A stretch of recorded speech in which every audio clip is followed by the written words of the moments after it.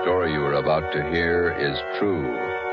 Only the names have been changed to protect the innocent. Fatima Cigarettes, best of all long cigarettes, brings you Dragnet.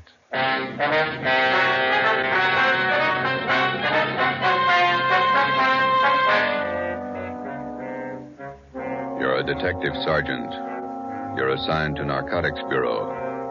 For 7 months, you've been working with federal and state agents in breaking a narcotics ring. You've apprehended the small fry. Next in the line, the big man. Your job, get him. If you want a long cigarette, smoke the best of all long cigarettes. Smoke Fatima. Fatima is the long cigarette which contains the finest Turkish and domestic tobaccos superbly blended to make Fatima extra mild.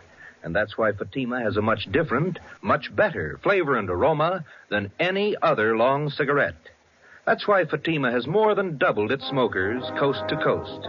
So, if you want a long cigarette, smoke the best of all long cigarettes. Smoke Fatima. Dragnet, the documented drama of an actual crime. For the next 30 minutes, in cooperation with the Los Angeles Police Department, you will travel step by step on the side of the law through an actual case from official police files. From beginning to end, from crime to punishment, Dragnet is the story of your police force in action. It was Wednesday, July 9th. It was warm in Los Angeles. We were working the night watch out of Narcotics Bureau. My partner's Ben Romero. The boss is Thad Brown, chief of detectives. My name's Friday. I was on the way into work, and it was 3:58 p.m. when I got to room 24, Narcotics Bureau. Hi, Joe. Feel better? Oh, not quite as tired, Ben. That Costello thing was a long haul. Narcotics Romero. Okay, Bigham. I'll tell him. Meeting's in 5 minutes. Chief Brown's over. Okay, I want to pick up my stuff from the captain first. Hi, Skipper. Come on in. You look a little better, Friday. Get some rest? Yeah, a couple of good meals. That's the trouble with the Flats gang. They never knew where to eat. Sit down, Joe. I want to talk to you. We got a couple of minutes before the meeting. You'll probably be getting this all up and down the line from here in. Just want to let you know that we think you and all the men in the operation did a fine job. My part wasn't much. You did more than I did. Oh, we all worked, but you had the dirty end of it. Good job. Here's your equipment. You'll need it now. Oh, yeah, thanks. Badge, your ID cards, your gun. 6 shells, that's all of it, huh? Mm-hmm. That's it, thank you. You're back at it. Yep. Here's one for you. Look at this. What's that you got? Mug shot of a girl picked up in a narcotics raid last night. Oh, a pretty girl. Long blonde hair, beautiful eye. She looks young. High school girl? She was when that picture was taken, 1947. She was 16. Here, look at this one. Yeah, same girl. Yeah, that's the way she looked at 11:30 last night when we picked her up. She looks 50. 19 years old. 3 years on heroin. She might as well be dead. She is. 8 o'clock this morning. Let's go. It's time for the meeting. You just looked at the best reason I know of for getting Belmont. She get her stuff from Belmont? Costello was pushing to her. He got his stuff from Belmont. They all do. Well, let's go. Right with you. Anybody brief you on the Costello interview, Joe? No, not yet. Chief Brown will fill you in. Here we are.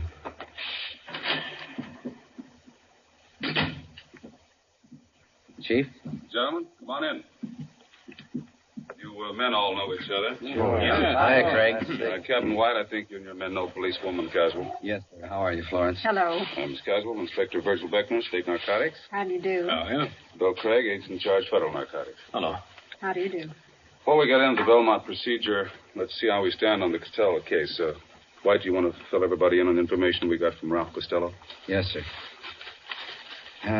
After his arrest Monday night, we interrogated Costello for about 4 hours. We confronted him with the package he sold to Friday here. How'd the stuff test? Crime lab ran it through, about 1/3 of an ounce of heroin, fair quality Mexican stuff.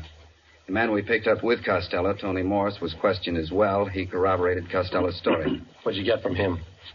Well, he told us he had a great deal of information on the big man in the operation, Belmont. Said he wouldn't tell us a thing unless we made a deal with him. What kind of a deal? He wanted everything.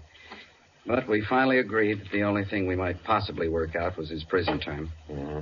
We called in the U.S. District Attorney. We talked another 4 hours. How'd it work out? District Attorney told Costello the only thing he'd do for him was to have his prison terms run concurrently rather than consecutively.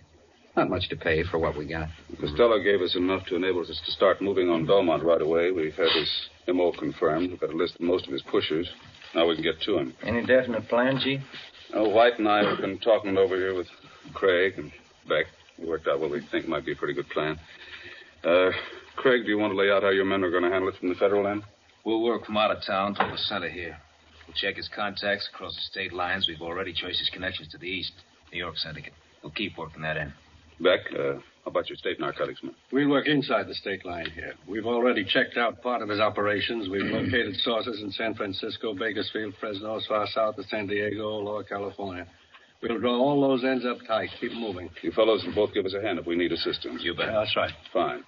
White, what are we going to do locally? Oh, it's going to be a case of taking what we know and finding out what we don't know, putting the two together. Seems to me to be a case of watching the man at all times. Belmont shouldn't be able to blow his nose without one of our men knowing it. It's going to be a tremendous undertaking. You all know the tough job it is shadowing narcotics men. They're fidgety, hypersensitive. They recognize anything out of the ordinary at once. For that reason, it can't be a one-man operation. Everybody's got to work. Our undercover won't work this time. They're no doubt alerted. So we'll work it from another angle. When do we start? We've already started. Belmont lives in Manhattan Beach. His house is under surveillance, has been since yesterday. Well, I can't impress upon all of you the importance of not letting Belmont out of your sight for an instant. A narcotics buy could be made in 30 seconds. If we're not there at the instant, we lose him. Do we have anything at all as to when he might be ready to deal again? Nothing. Nobody seems to know Belmont's exact operating time. Could be any time. And in order to prosecute him, we've got to be there when the narcotics are in his possession or under his control. So we start to live with him and stay as close as we can without being tapped until there's a buy. That's it. Captain White has all the assignments for our local men. Okay. We'll watch him. And stay close to him. If he makes a move, be there. The meeting lasted 4 hours. During that 4 hours, a plan was formulated which we hoped would end in the successful apprehension of the number one man in Pacific Coast narcotics traffic, Arthur Z. Belmont. How do you watch a man, his every move, for 24 hours, day in, day out, without his knowing it?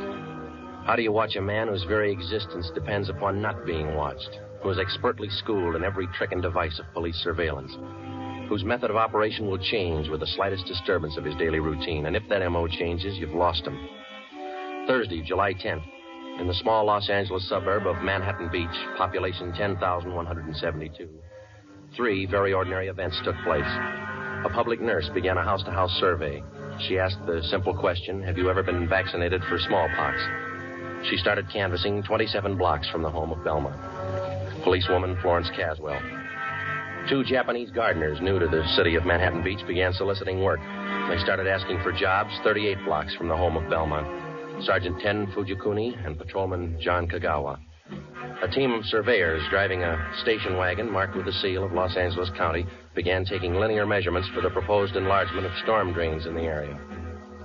They started 14 blocks from the home of Belmont. Lieutenant John Bigham, Central Narcotics, Sergeant Ben Romero, and myself. Okay, Ben, bring in the rod. Let's knock off for lunch. What do you want to eat, John? In the wagon. Better take the transfer with us. Kids might pick it up. Yeah, I got it. I can't keep the sand out of my shoes. Might as well get used to it. We're a long ways from home. Yeah. 9 years on the job. It's the first time I ever brought my lunch in a paper sack. Who knows, Joe? This might change your whole way of living. You bet. You want to sit in the front? No, I'm getting back. Fellas, have a look at the local paper. No, why? Manhattan Beach Sentinel, down the bottom of page 1 in the box. Read it. Yeah, let me see. Yeah. Mm-hmm. Well, it's good. What is it, Joe? Read it out loud. Well, it says preliminary work on storm drains started. Surveyors. Well, it goes on to say that surveyors have started taking measurements for the new drains. Captain White's idea had the story planted, even got a release from the Planning Commission. It won't hurt us a bit. Well, you said lunchtime. I've got enough here for the whole department. 4 hard-boiled eggs. See what kind of sandwiches I drew. Deviled egg. Look here. She even put them on egg bread. I hate eggs. Looks like the captain driving up the street. Mm-hmm. Yeah, that's him. Driving a city car. Chief engineer. How's it going, Bigham? Fine. Slow. Had your lunch? What do you got? Deviled egg sandwiches. Got plenty. Can't stand them. How about ham and cheese? Yeah, thanks. There you go. How's everybody else doing? Very slow. Takes time. Got to keep taking our time. If we tip it before we got close enough, Belmont's on his way. Mm-hmm. How long are we going to have to keep our distance? Not much longer. We can't take the chance of starting everybody out right on top of Belmont. It might look funny to him. Anybody else would be okay. The average person, your operations might look normal, but we can't afford to try to get it by Belmont that way. With a hop cutter, you never know. It's not so much that we don't know. We just can't take any kind of a chance. That's what I mean. He might have started right on Belmont's front lawn, and he'd never got wise.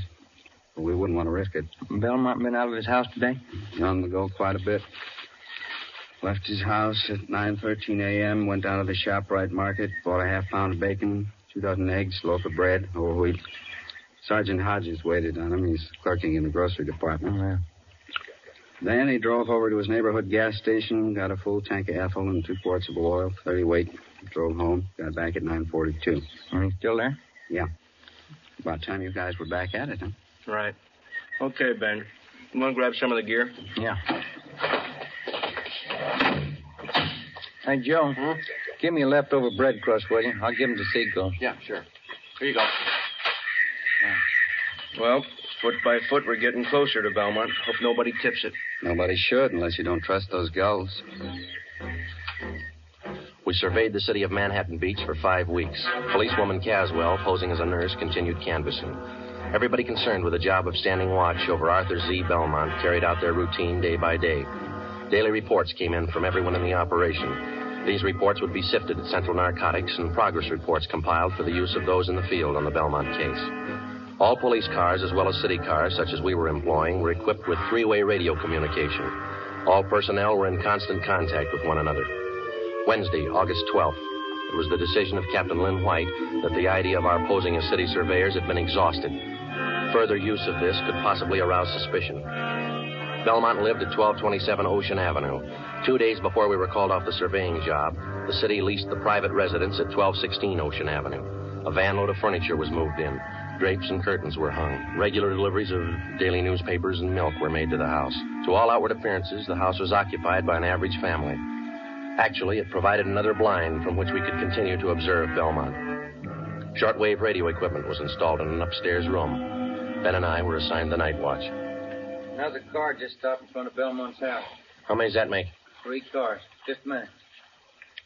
Yeah. A couple of guys getting out. Went up the front door.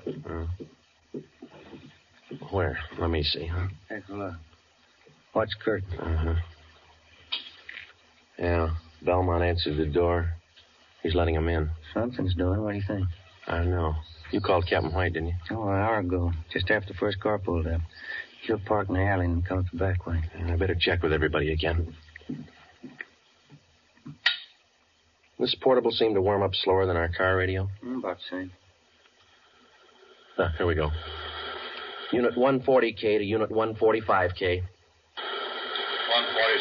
go ahead. Just checking. Your location the same? That's right, Ocean Clipper. We got 3 cars to cover now. Stand by. Roger. Unit 140K to 143K. 143K, we got it. Standing by. Location still good? Same. Be talking to you. Stand by. 140K to 149K. 149K, go ahead. Stay put. We got 3 cars now. Yeah, we heard. Still the same spot. Standing by. Roger. Captain just pulled into the alley, Joe. Good. Belmont's porch light just went out. Mm-hmm. Let's see. 3 guys came in the first car, 2 in the second, 2 in the third. Is that right? Yeah, 7 all told. 8 counting Belmont. Maybe he's running for office. Joe, Ben, any changes since you called me? Another car. Mm-hmm. Anybody you know? It's too dark to see their faces. Uh-huh. Dodge Coupe, gray, black package sedan, green Chevy. That might be for me. I told the office they could reach me, yeah. White. Yeah, Bigham. You must be wrong. You sure he's not lying? All right, thanks. Yeah. You sure Belmont hasn't left his house since you came on duty? Couldn't possibly. Not without somebody in the detail spotting him. He got out somehow. He made a buy. Captain White called the office and talked to Benny Arredondo, our narcotics undercover man. He confirmed the fact that somehow Belmont had a meet and successfully completed a narcotics transaction. None of us could figure how, and we didn't know when the meet took place. Arredondo told us that the buy had been made sometime in the past 10 hours. The arresting officers had recovered a portion of the narcotics, 2 bundles of heroin. They were found in the possession of one of Belmont's runners, Archie Scott. I can't figure it. What do we do now, Skipper? Sit tight and watch those 3 cars in front of Belmont's house over there. Maybe he didn't have to leave the house to make a buy. That's the way I got it pegged. Those cars down there, those are the first visitors he's had in the past 24 hours? As far as anybody knows, we watched it close. Sometimes it's like that. It looks like somebody's coming out over there. 2 guys. How many in there? 8, counting Belmont. All right, Friday. Get to the cars. Yeah. They started to move out yet? No. 5, 6, 7. That's all of them. They're heading for the car. Yeah. Looks like a 3-way switch. We'll see when they start to move out. Attention, all units and special details. Stand by. Here's the license numbers, Joe. Oh, good. I need those. Thanks. Green Chevy's headed south. Black Packard's going north. So's a Dodge Coupe. Uh-huh. Dodge turned left at the corner. It's headed east now. Got it. 140K to all units and special detail. Unit 149K. 149K, go ahead. 1946 green Chevrolet sedan, license 61 William 852, headed south on Ocean. Roger. Unit 145K. 145K, go ahead. 1947 gray Dodge Coupe, license 1 X-ray 1898, headed east on Clipper Street. Roger. 143K, come in. 143K, yep. 1939 black Packard sedan, license 6 Mary 6778, headed north on Ocean. Roger. Got him spotted. Could be a dry run. Couldn't afford to chance it either way. Nothing to do now but wait it out. That's right, and pray for rain. It was 8 minutes past 8 p.m. We sat back and waited for the reports to come in from the cars. At 8:25 p.m., 17 minutes after the alert was broadcast, Unit 149K reported in on the gray Chevrolet sedan. The car and its occupants were thoroughly searched. No trace of narcotics was found. 8:42 p.m., 34 minutes after the alert. Unit 143K to 140K. 143K, go ahead. On that 1939 Packard sedan, license 6 Mary 6778. Shook them down. Nothing. They're clean. 8:50 p.m., 42 minutes after the alert, the report on the third and final car came in, the 1947 gray Dodge Coupe. That's it. Not a trace of narcotics in any of those 3 cars. Belmont beat us. Tough luck. It's going to be tougher. Now he knows we're after him.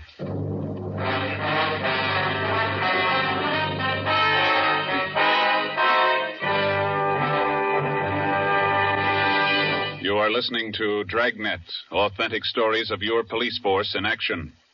Now, here's an authentic report from Fatima Cigarettes. In 1949, Fatima more than doubled its smokers from coast to coast. In 1950, enjoy Fatima yourself. You'll find Fatima extra mild. Because Fatima is the long cigarette which contains the finest Turkish and domestic tobaccos superbly blended to make Fatima extra mild. You'll find Fatima tastes much better. Fatima's superb blend gives you a much different, much better flavor and aroma than any other long cigarette. You'll find Fatima best in cigarette quality. Fatima has always stood for the best in cigarette quality.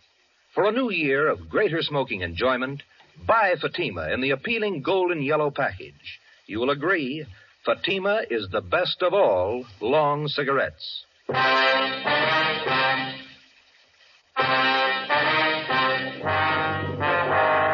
3-car switch. 3 cars arrive at a given point at different times. The meet takes place. The drivers of the various cars leave the given point at the same time. Each drives away from the point in a different direction, making it 3 times as difficult to follow them. The practice was not new to the Narcotics Bureau or the dealers in narcotics. It usually includes the dry run, in which the actual mechanics of the narcotics are carried out, but neither the merchandise nor the money is on hand. This practice forces the narcotics officer into pure guesswork. If the officer doesn't follow up, the buy could be successful. If he chooses to follow up, he takes the chance of exposing himself and tipping his hand on a rehearsal. In the case of this particular car switch, we lost. But taken in the car roundup were 7 of Belmont's trusted runners. 6 of these men refused to talk, but the 7th, Clifford Bissell, gave us a lead to one of Arthur Belmont's most trusted friends. His name was Floyd Ketchel. He and his wife lived at 357 Evergreen Drive, Linwood. It's a nice house. Yeah. Yes? Police officers, we'd like to ask you a few questions. What about? Well, as you probably know, there's been a series of burglaries here in your neighborhood. No, I didn't know. Oh, yes, quite a few. Would you mind if we came in and talked to you about it? I don't know anything about any robberies around here. Everything's okay. This is just a routine check, Mr. Ketchel. Everybody else in the neighborhood's cooperating. Only take just a minute. All right, you can come in, but I have to leave in about 15 minutes. Thank you. Well, you have a nice place here, Mr. Ketchel. Yes. Now, what was it you wanted me to help you with? You know a man by the name of Clifford Bissell? No. How about Arthur Z. Belmont? Who? Arthur Z. Belmont. Bissell says you and Belmont are good friends. I don't understand this. I thought you wanted to ask me about some robberies. I wonder if you'd mind rolling up your left sleeve. I'd like to look at your arm. What for? You're a user, aren't you? No, I'm not. Then you know what we're talking about, don't you? No, I don't. Do you have any narcotics here in the house? Certainly not. You mind if we look around? Why do you want to search the house? Why won't you show us your left arm? Floyd Ketchel would admit nothing, but he allowed us to search his home and grounds. An extra detail of men was called out to aid us in the search. We covered every foot of the acre of ground. This took 2 days. We found nothing.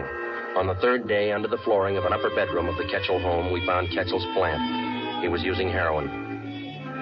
You want me to call Belmont, is that the idea? That's right. We want you to set up a meet with him. I'm not going to rat on Art. He's a friend of mine. Suit yourself. We found your plant there. We've got you. You'll be the fall guy. You mean I take all the heat? Why not? Bissell put the finger on you. We got to have somebody. Why pick on me? We just told you. We found the stuff here. Bissell fingered you. You're it. All you have to do is make a phone call. You won't have a clean slate, but it's going to sound a lot better in court. All right. It makes sense. You know what to tell him. We've already been over all that. Call him now. Friday, listen in on the extension. If Ketchel changes his mind in the middle of the conversation, I'll see that he hangs up. Yeah.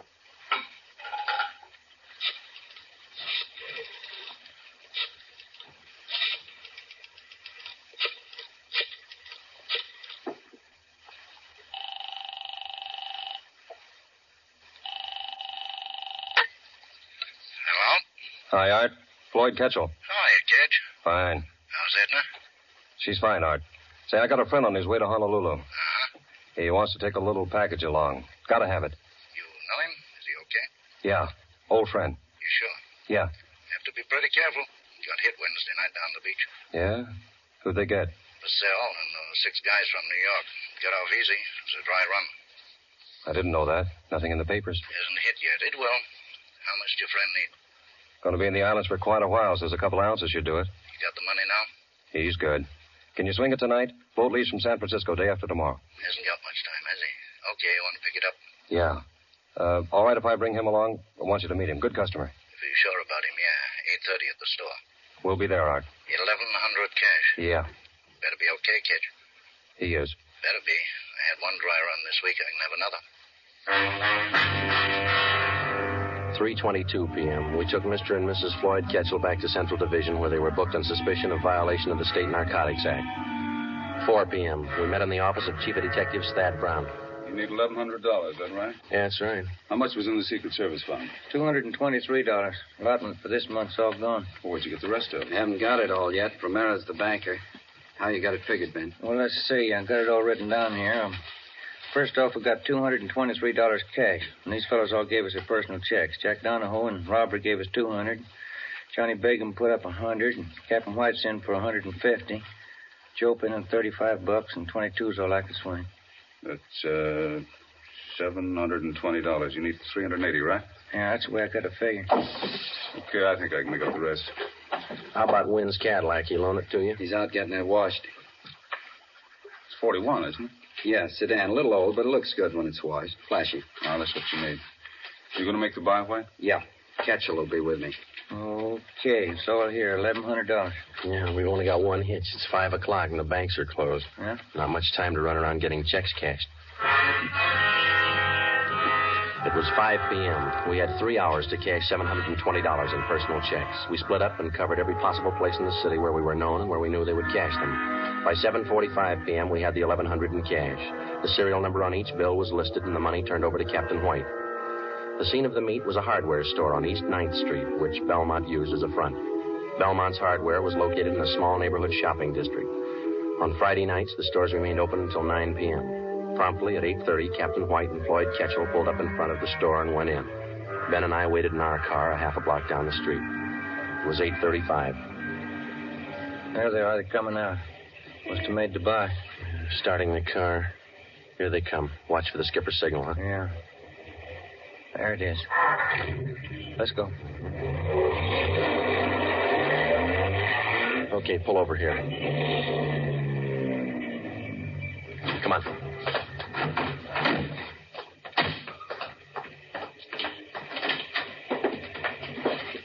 There's a clerk back there. You see Belmont? No. Yes, sir. Can I help you? Mr. Belmont around? No, sir. He just stepped out. You sure? Yes, sir. He went out the back door not a minute ago. Bigham and Cassidy are out there, aren't they? Yeah, he won't go for it. Oh, there's Mr. Belmont. Mr. Belmont, these gentlemen want to see you. Running up the stairs to the mezzanine. Come on. Right, Belmont. Wait a minute. What's that barrel? Watch it. Look out! Pushing that barrel down the stairs. All right, let's go. Come on. There he is. He's trying to reach that skyline. Belmont, get on. You'll never make it. Slipping, Joe. Belmont!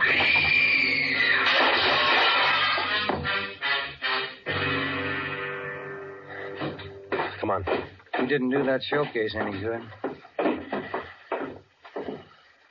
Yeah, he's through.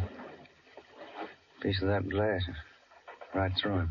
Yeah, it's a rough way to go, isn't it? Yeah. At least narcotics didn't kill him. Didn't it?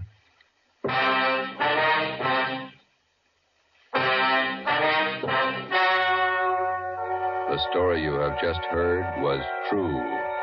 Only the names were changed to protect the innocent. On December 10th, 1948, trial was held in Superior Court, Department 87, City and County of Los Angeles, State of California. In a moment, the results of that trial. It's amazing how many long cigarette smokers are changing to Fatima. Here is the actual report. From coast to coast, Fatima has more than doubled its smokers. Yes, more and more smokers every day are discovering that Fatima is the best of all long cigarettes. Smokers find Fatima has a much different, much better flavor and aroma than any other long cigarette. They find that Fatima is extra mild because it's the long cigarette which contains the finest Turkish and domestic tobaccos superbly blended to make it extra mild. Enjoy extra mild Fatima yourself. Best of all long cigarettes.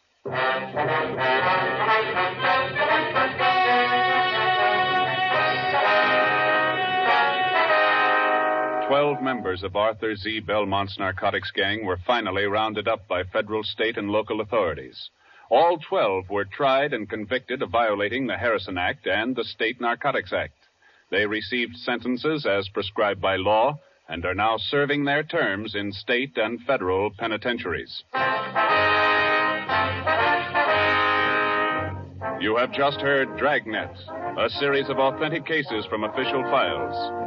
Technical advice for Dragnet comes from the Office of Chief of Police W.A. Wharton, Los Angeles Police Department. Fatima Cigarettes, best of all lawn cigarettes, has brought you Dragnet from Los Angeles. Be sure to hear Mr. and Mrs. Ronald Coleman in Halls of Ivy tomorrow on NBC.